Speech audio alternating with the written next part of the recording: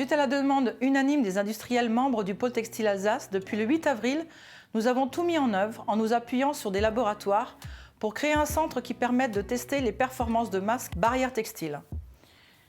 L'objectif étant de permettre aux industriels de gagner du temps dans la conception amont de leurs produits et de désengorger le laboratoire de la Direction générale de l'armement, qui était alors le seul centre habilité à effectuer ce genre de test en France.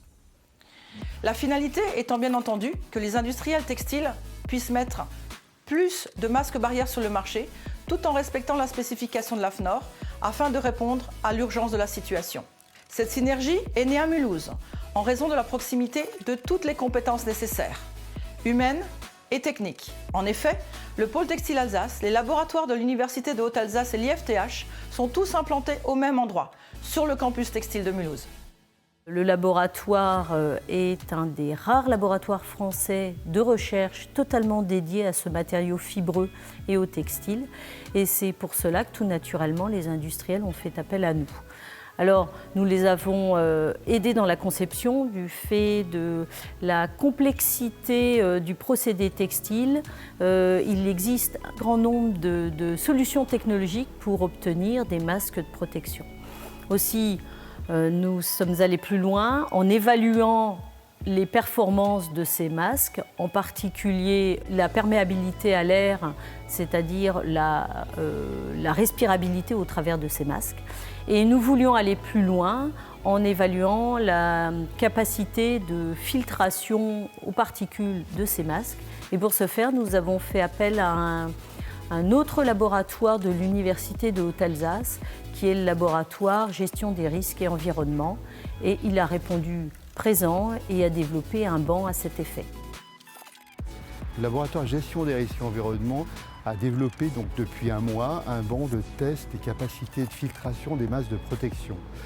Donc ce banc a été développé suite à un besoin extrêmement important des industriels du textile de la région pour développer de nouveaux textiles qui permettent en fait de filtrer notamment les virus du Covid-19.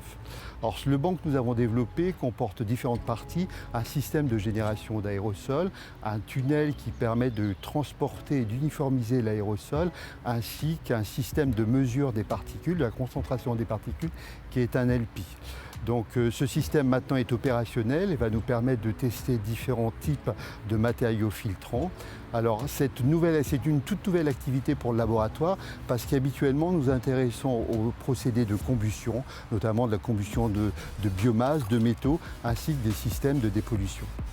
Dans un premier temps, nous répondons aux besoins des entreprises de la filière textile Grand Est, qui sont membres du pôle textile Alsace ou du syndicat textile de l'Est ou du club textile intégral. Pour toute demande de test, il suffit aux entreprises concernées d'effectuer une demande auprès du pôle textile Alsace. Cette nouvelle organisation a pour but de répondre aux besoins liés à cette crise sanitaire majeure. Cela révèle la nécessité pour les entreprises de la filière textile de disposer de laboratoires, de centres de recherche et de centres techniques performants sur le territoire. Ces collaborations permettent le développement de nouveaux produits, par exemple des masques chirurgicaux normés, des vêtements de protection à usage sanitaire ou autres.